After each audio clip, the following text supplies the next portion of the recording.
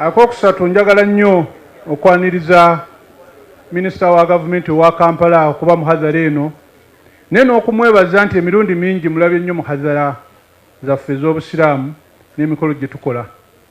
Banne bangi batya okujja bagamba nti bajja tutuuza. Gwe bw'oyogedde ani akutuuziza abantu tebakubye mu ngalo? Ekireetera abantu aba mu gavumenti okubagamba batuule ku mujahazara zino ne batufuula abajinga ne batandika okuwemuliramu abantu okivaamu nga banyiiga. Naye bw'osimba ensonga n'abantu bategeera era ndowooza tambulira awo ebigambo byogere nga bwe birina okubeera tewali buzibu. Naye by'oyogedde alhamdulillah kitusanyusizza okuba nti togenda kudda ate muhadhara endala otugaa nti omukulu teyamanya wakasizza nti yamanya. Kakati lw'olidda n'otugamba ekirala obujulizi weebuli tebigenda mu maaso yabitegeera. Sirabawo kipya byebyo Sheikh Nuku bye yatugambanga abazuukuse be baakazuukuka era abatannaba kuzuukuka ekikutta obudde bwe kiri buta balimanya amazima biizinillah. Naye kusaba busabi ogamba omukulembeze w'eggwanga bantu bangi nnyo naddala abavubuka babakutte ne babasiba nga tugamba nti baba balina emisango mubatwale mu mbuga z'amateeka balamulwe. Naye emyaka 3 omuntu omututte mu kooti ababe tebamanyi gye bali ensonga eno erumya omutima. Lwaki tujoogerako ti abasinga abantu ba umma bakadde baabwe batutuukirira mikwano gyabwe tubeeko kye twogerako tubeeko bye tubayamba. Naye gwe ali mu gavumenti eddoboozi lituuse nti waliwo obulumi abantu be baakwatira mu byokulonda okubanga olwaleero musango. Simanyi lwe kyatandika kuba nti omuntu ali mu byokulonda ate gufuka omusango. Naye bwanga balina emisango tetulina buzibu mubalamule. Nja kusaba bano bannaffe ab'ebyokwerinda ababirimu bamanye nti baboonoona mu bantu. Omuntu yenna gw'okwatidde omwana we mulirwana we muganda we omusuubira otya ate okwagala gavumenti emukutte. Essaawa ejja kutuuka mutandika okuyita mu bantu ate mutandika okubuuza lwaki abantu tebatwagala naye nga bano be babaleetedde obuzibu. Kusaba Honorable Minister eddoboozi eryo olituuseeyo ensonga ezo bazitunulemu. Abatalina misango bateebwe, abalina emisango mubavunaane tetulina kizibu. Buli omu bwe yeetikka omugugu gwe ffe tetubaako na kye tuddamu. Kwebaza okubanga ozze nompa omukisa eddoboozi eryo okubanga ndituusa. Ebyafaayo bya Sheikh Nuhu ffenna abali wano tubimanyi era buli akutta omuzindaalo guno byabadde atandikirako. Ffenna tukkiriziganya ti Sheikh Nuhu Muzaata yali musajja mwesimbu, yali musajja wa mazima ataalina nkwe ate nga mwesigwa. Ebbanga lyonna lye nabeera naye mu bukulembeze buno obw'obusiraamu nga Sheikh Nuhu bw'omukkiriziganya ku nsonga kakibe ki nga tasobola givaako. Ne wabanga mukadde we n'otagala nga Sheikh Muzaata akubaaga nga talina amukisa wangi. Era bwanga waliwo abalina okubaako kye bamuyigirako mulekeraawo okubaaga ensonga zino nga mutaddemu kalifoomu. Mubeere nga ye tekakunga nti ate oyo mukadde wange bw'oba mukadde wezeni kireke. Lekeraawo okuteeka kalifoomu mu nsonga. Bw'oba oyogera ku bantu b'omu nkaaga beebaluwa oddaawo ate ab'enkaaga dolododo abantu bw'oba okyogera kijjeeyo. Abantu balina okubeeraawo kubutategeera bajja kutunula Sheikh akulinaanye kuba naye mu nkaaga yaliwo balowooze nti yoyo. Bw'aba abantu baatagala misala ne basala ekkubo yatula era nga basirise nga tebalina kye boogera ku nsonga zigenda mu maaso babuuze amatama kiki lwaki musirise.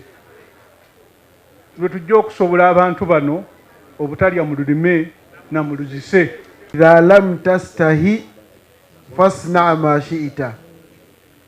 Bw'oba tokwatibwa nsonyi weeyambule mwengo oyo oyite bukunya, gwetambule oyite bute mu bantu bw'oba tolina nsonyi. Ekireese obuzibu mu ggwanga lyaffe abantu tebakyalina nsonyi. Basigadde kujjamu kwambala shoti batambule kubeera waliwo mubo ateekako tracksuit ne katopi yali w'amaanyi mu ggwanga naye we baawalampa olusozi eyo gye batuuse idha lam tashtahi fasna ma shi'ita nti muzaata Allah yamutwala mu myaka emito naye nga musajja Mungu ayagala birungi. Inna Allaha tayyib, Mungu mulungi, la yakbalu illa tayyiba, naye tayagala bantu babi nga mubajje, wabula Mungu ayagala naye bantu balungi nga muzaata.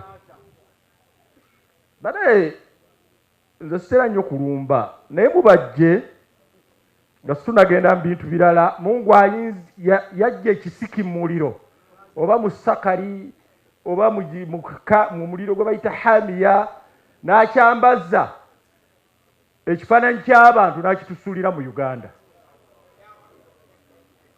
Mubajje mubi, mubajje mubi, kubanga akola ekintu n'omusamize kyatasobola kukola. Omusamize tasobola kutunda ssabo, naye mubajje ekitebe kwatudde ate yakitunda.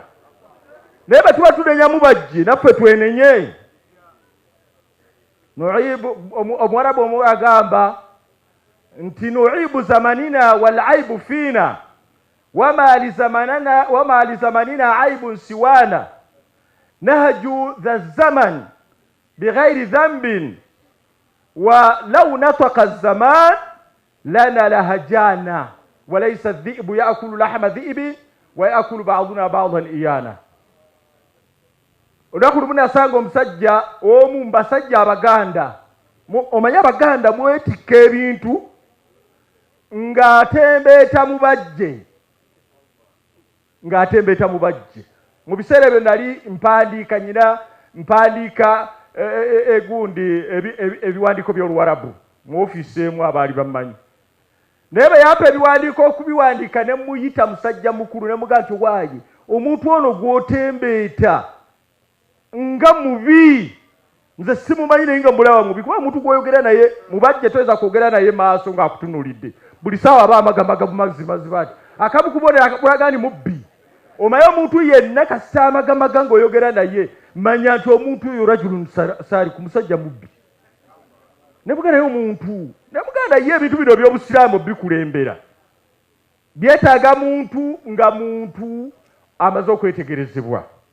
Kyebulaga nuibu zamanina tunenya emirembe wal aibu fina nga tokunenya kujja gye tukola ki gye tuli fe tutembeeta abantu ne tubajja gye tubajje ne tubatweka mu institution ennene ng'ey'obusiraamu. Kubanga mbabuulira ekintu kiri kimu, ekintu kye bayita okukulembera abasiraamu si kintu kya kuzannya.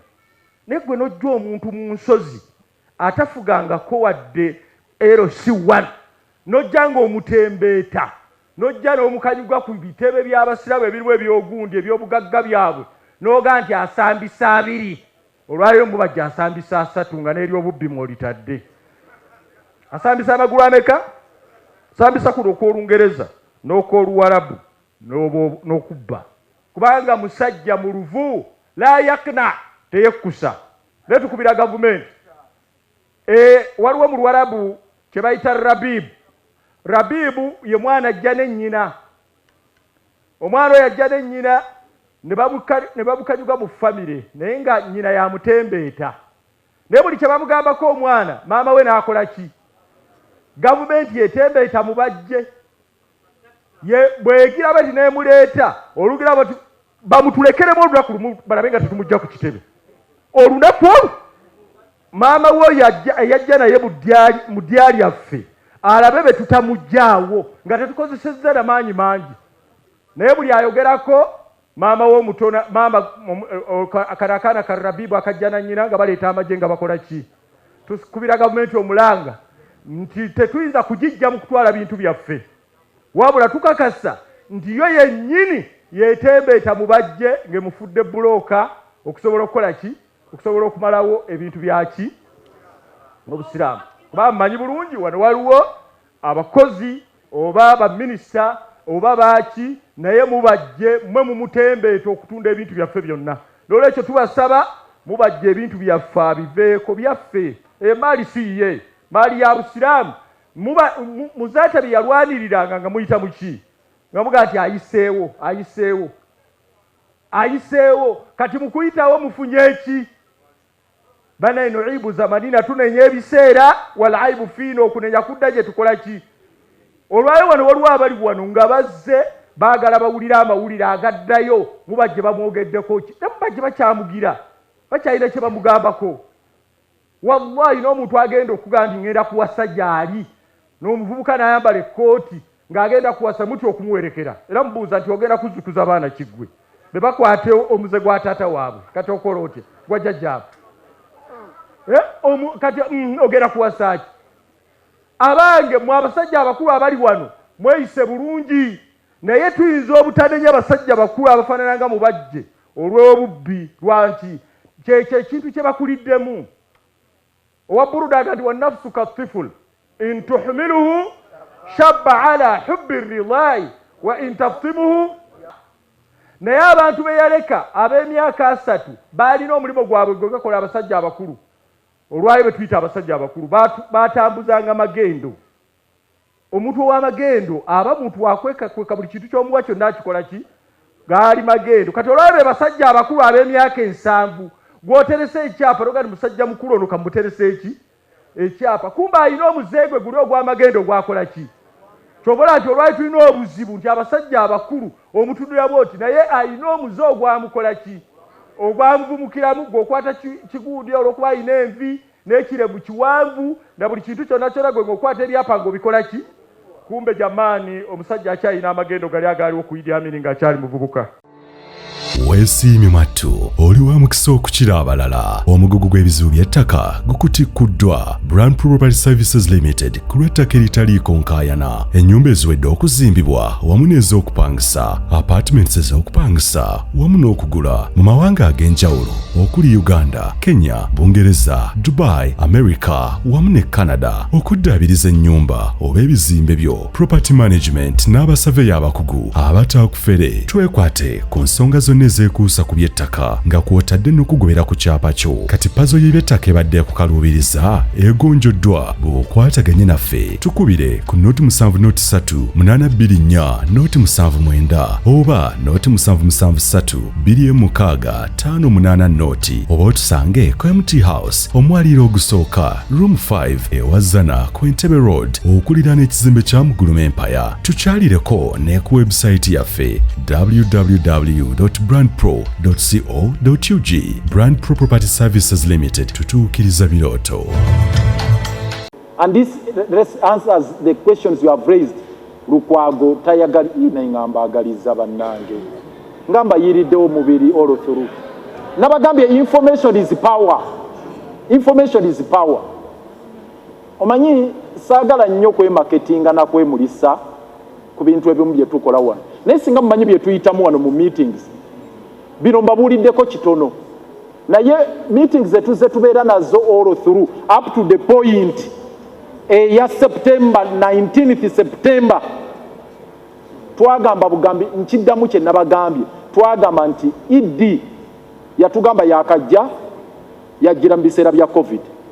Mujjukira bulungi yajjira mu biseera bya COVID mu kyala Kisaka n'agamba nze sibaddewo ebbanga lyonna mumpe time nange mbeeko kyenkola ku bya devolution. Mu butuufu ng'osobola okukola ki okumuwuliriza. Tuli ffenna njagala kunzika to taking a decision together. N'atugamba mumpeeyo time mbikoleko. Ne tumugamba time ki gy'oyagala ne tutandika okuyita meetings. Eyasooka nenjirumamu omutwe twagituuza ku Sheraton era mbeebaza bajja twaliyo ffenna. Endala twagitwala Entebbe no Ejjinja twatuula Ejjinja ne tuyita olwo ab'amagombola bameeya ne baspeaker ne bameeya ne tutuula Ejjinja ku hoteri bagiyitaani sijjukira oba Madaabi ki Jinja Resort ne tudda meetings ezibadde eza Seekewa ne nnyingi paka September last year. Ababadde babuuza ndakibazzeemu era njagala okukiggumiza nti olukiiko wano waluddewo duyita.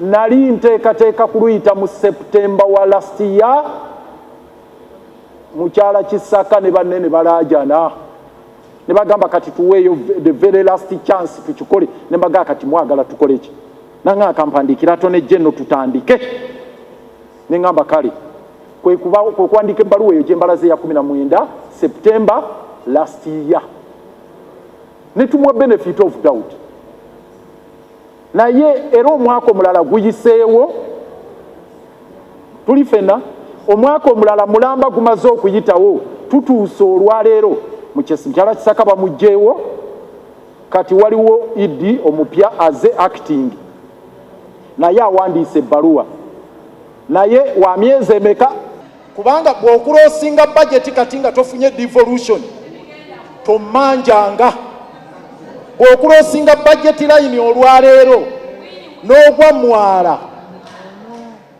tomanjanga nti Lukwago yalemera ebibye ebyaffe nkunyonyodde acting executive director aliwo wa myezi emeka agenda naye kusaba obudde ajja kugamba nawandiise ebbaluwa ninde banziremu tubuuziza mwami William epyaka hiya nti ebbaluwa bagizeemu nedda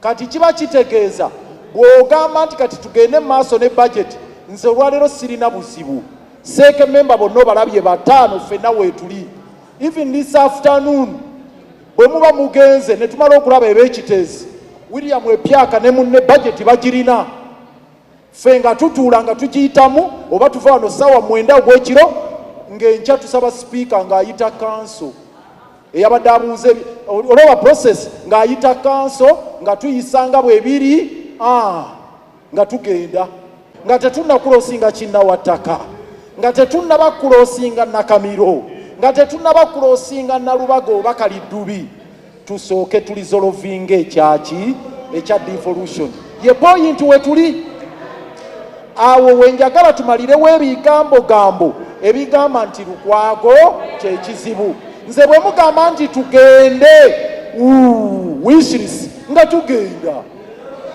bwe mugamba nti tuyimirire ate siba kwenya ne bwe tugamba nti tusigale wano tumale okulwanirira devolution olwo tugenda kuddako ekiddako nti si kuyimirire eno nti tuganye buganye okugamba nti okufana obutanya gwa twalondebwa abantu baagala buyinza bateekeddwa okukola era bateekeddwa okufuna budget ne services zirina okubeerayo sigamba bugambi nti ogireke egende because there is a minister nabanyonyodde nga sinabakikuza nabanyonyodde nti we invited the minister here ne bwe tubadde tuzzeemu okuba yaŋŋambye bagambye PA we yagambye nti bagenda ali mu kabineti ajja like about 30 minutes ago singoba mundabye ku simu wano nkute simu nenkubira ningamba olukiiko lugenda kuggwa minisita aliwa PA we yagikute n'agamba akyali mu lukiiko akyaliwa mu kabineti kakati ne bw'oba oyagala nsobola omukubiramu era n'abaga nti akyali muki mu kabineti naye nga nze kyennoonya minisita yakola police statement naye minisita mukola police statement budget erina okuva mu seeke bye tutwala mu kanso nga tebivudde magombolola tubijjeewa ne bwe mutukkiriza wano nti tugende mu maaso ne bye baleeta muba muwanguyiza omulimu ate otya kasita mubikkiriza wano tugende mu maaso n'ebyo muba mwanguyiza ng'eyo budget eyise nga tulinda budget cycle ekola ki eddako gye nabagambye nti eddako etandika ejja kubeerawo September wali 2 abamujja kuba mu nominations awo by around this time next year ejja kuba either candidate oba not a candidate nga bikutwala ng'odda ku devolution October November next year ng'oli ku devolution tweberere b'amazima gwe Samimu onoobeera omutambula ng'onoonya devolution wano buli omu ajja kuba yeerwanako mu muluka gwe mugo ng'oddamu bino nga nawe bakubuuza nti obuyinza ng'ogamba Lukwago nga nange nja nkwegaana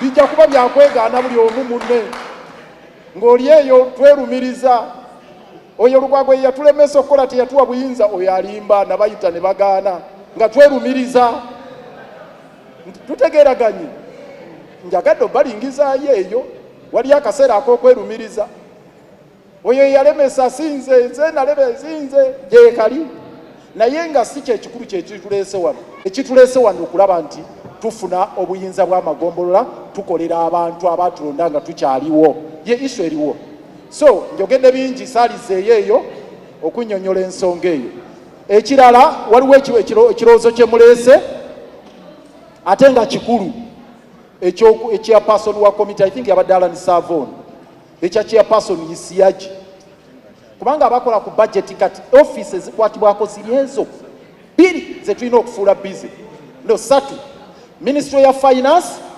office ya Kampala ya minister ne budget committee eya parliament technical already fetwa wa task ey'okuengaginga finance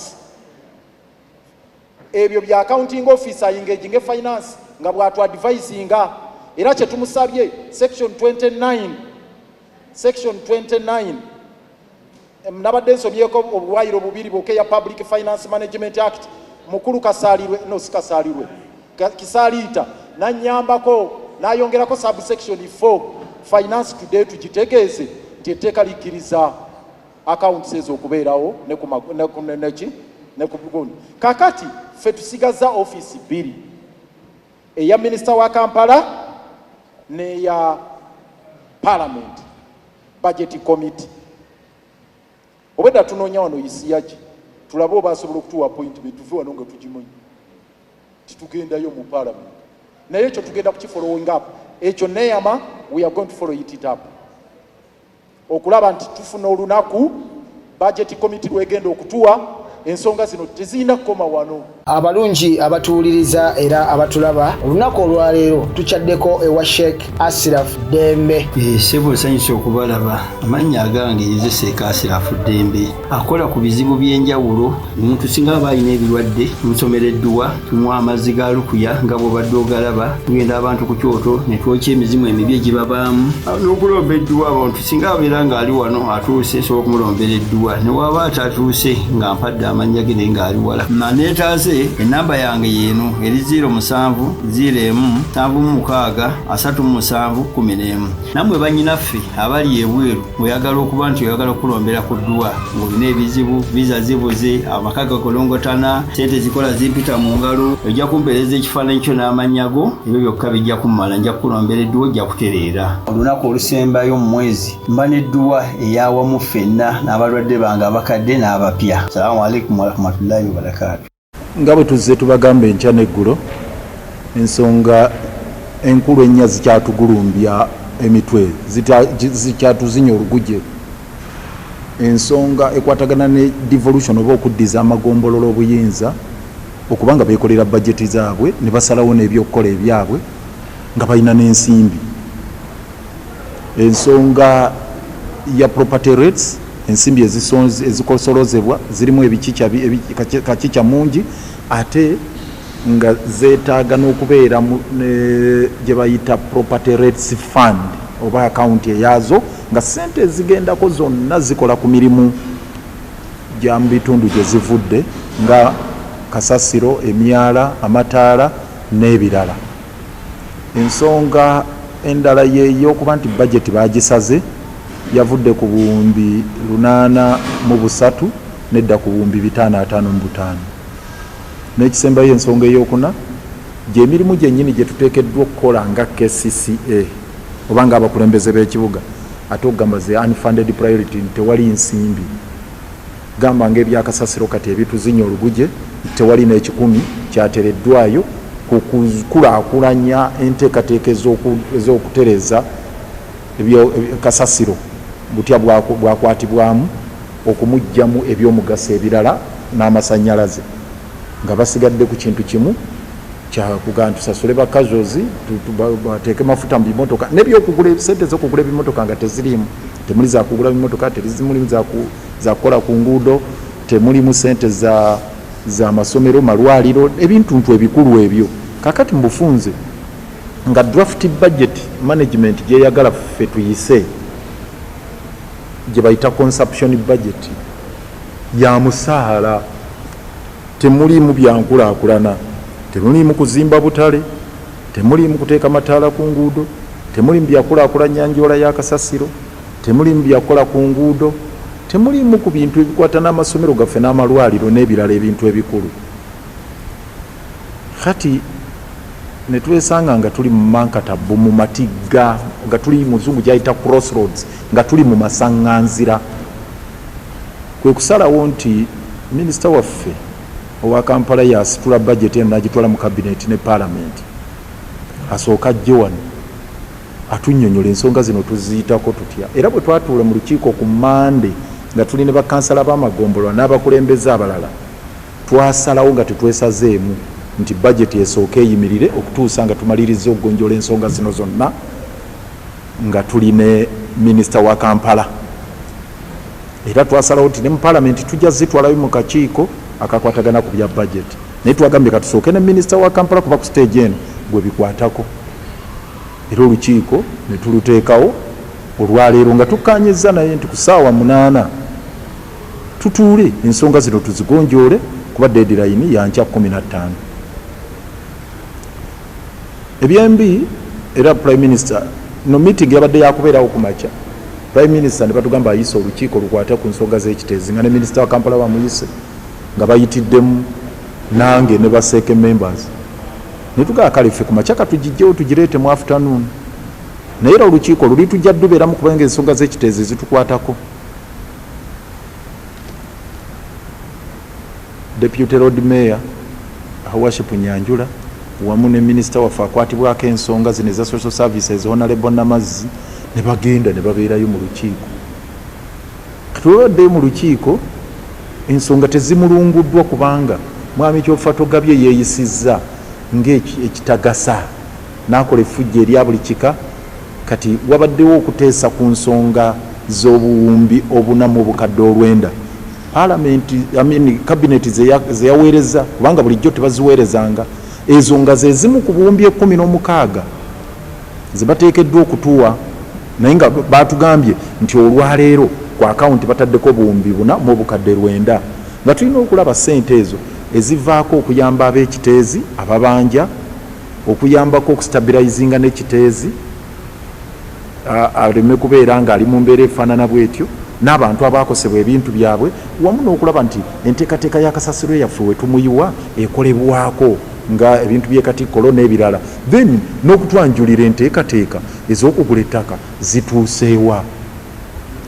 Lipooti bannaffe gye bazze naye evudde mu lukiiko, mwami Kyoffa Togabye ng'ekimuli ku mutwe omuzimu gwe yasamira gwa Jospongo ng'ayogera kimu kino Jospongo.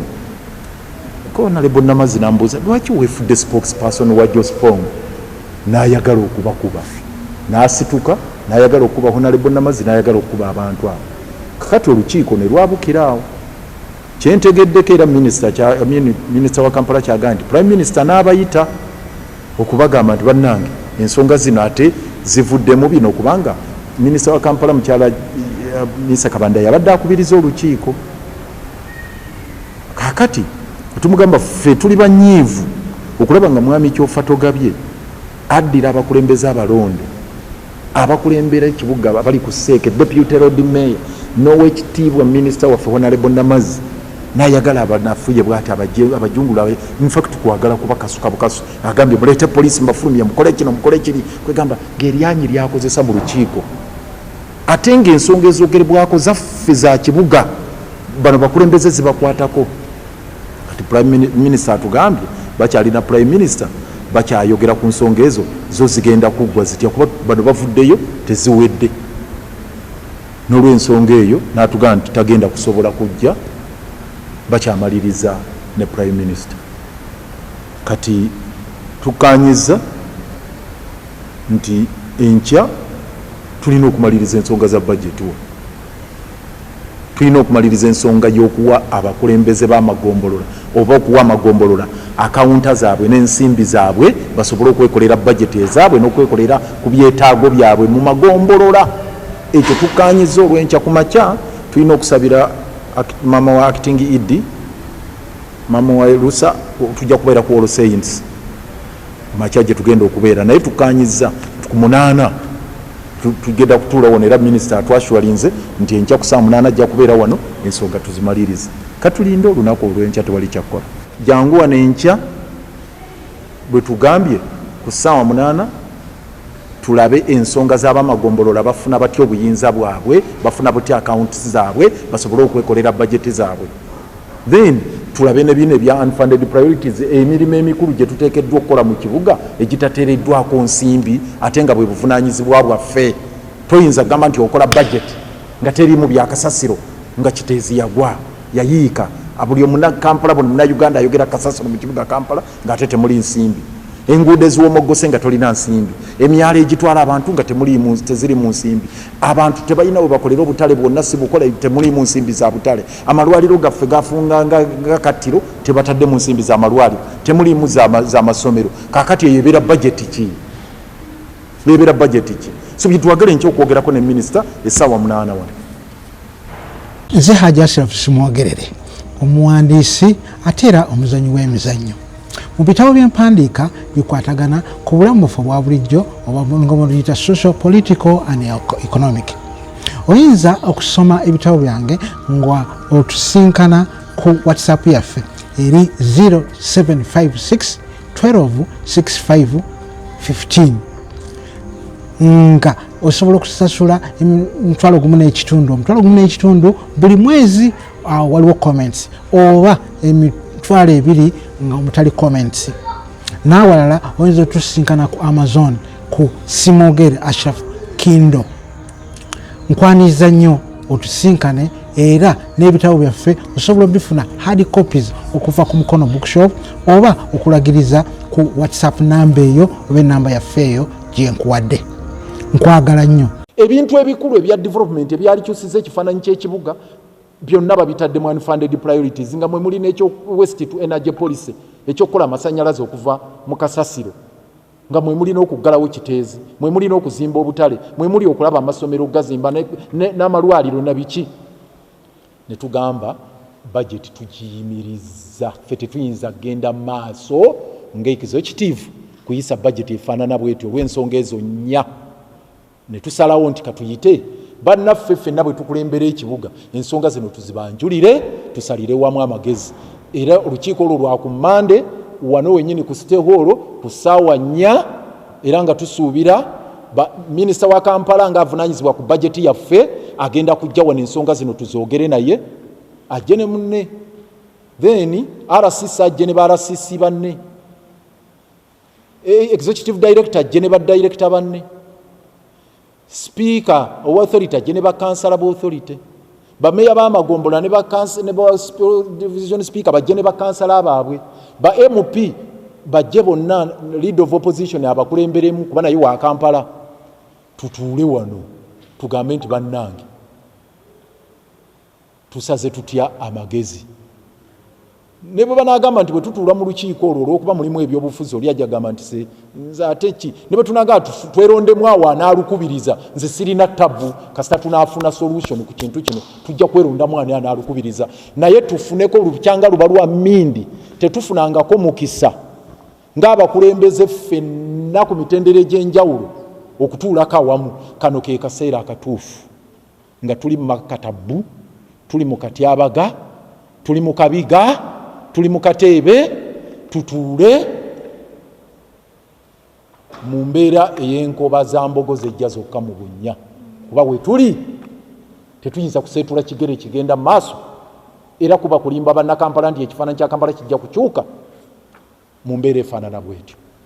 Our power, our authority as the institution of KCCA here, the authority with my colleagues here, is to develop the functions, which we did. They have the business, they have the functions to execute.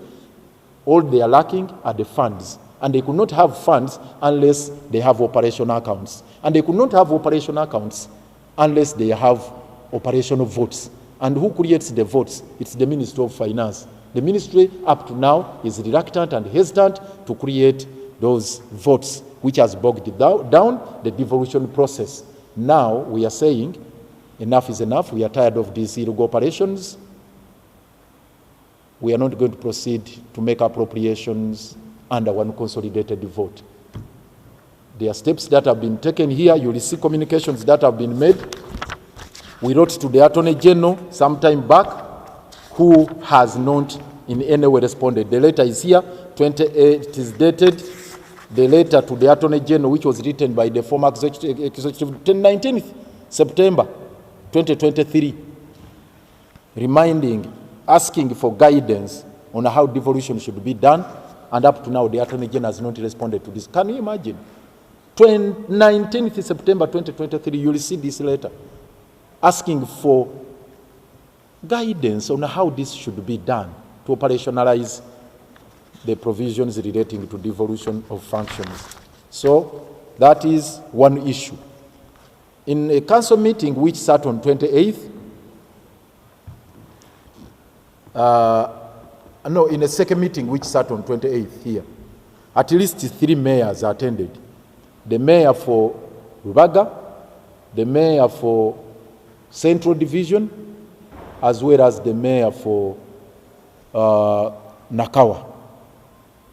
And the speakers, 2 speakers came. We had the speaker, even we adjourned the meeting to 5th of this month, where the 2 speakers also attended, of Nakawa and the speaker of Machindi.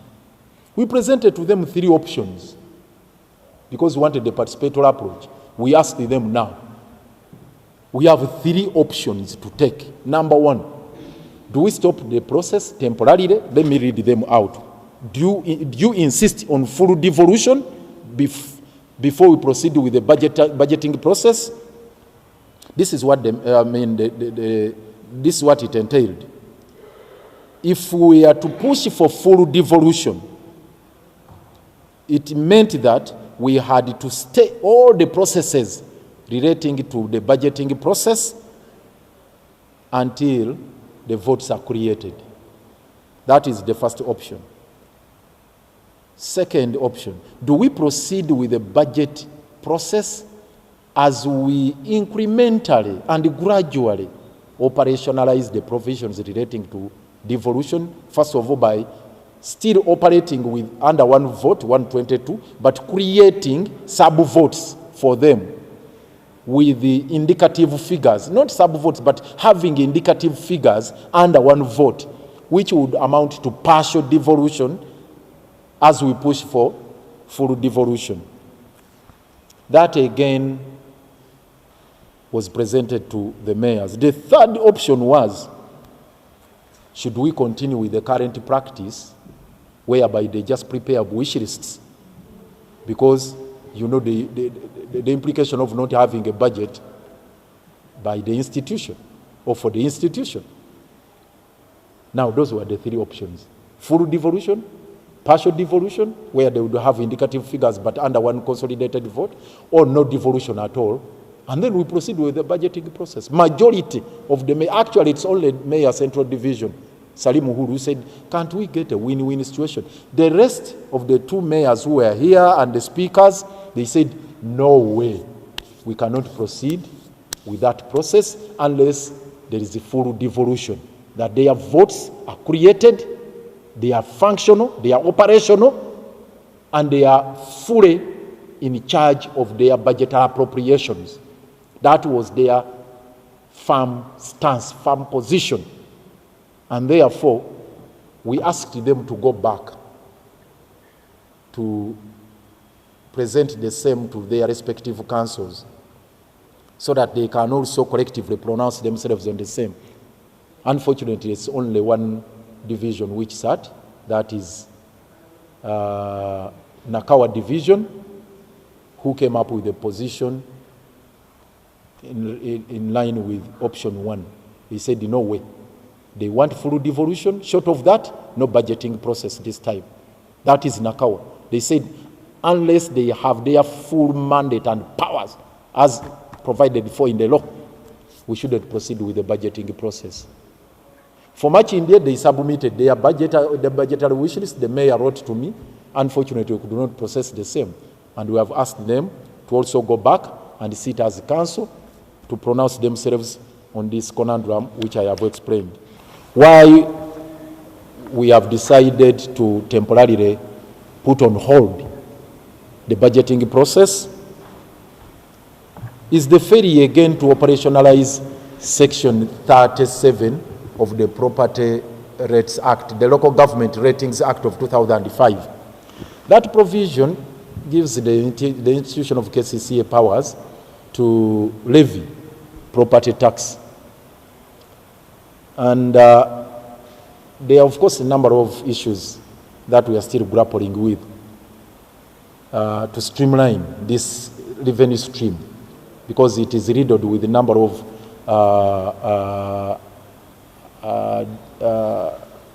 intricate issues which need fine-tuning. But as we process those ones, we wanted, first of all, to fulfill the command in Section 37. What does the Act is here. What does Section 37 say? Section 37 says, a local government shall establish and administer a property tax fund which shall be separate from the other funds of the local government. All monies collected from property tax shall be deposited on the account of the fund and, subject to subsection 3, shall not be expended except for providing services such as road construction and maintenance, street lighting, anti-malarial drains, garbage collection, physical planning, and such other services required by the taxpayers within their localities or areas. Subsection 3 stipulates that the minister shall prescribe a percentage from the property tax collected. No. The minister shall prescribe a percentage from the property tax collected in a year that may be spent by a local government on administrative matters. But in any case, the percentage left for the taxpayers' services shall not be less than 75%. UgandaEyenkya,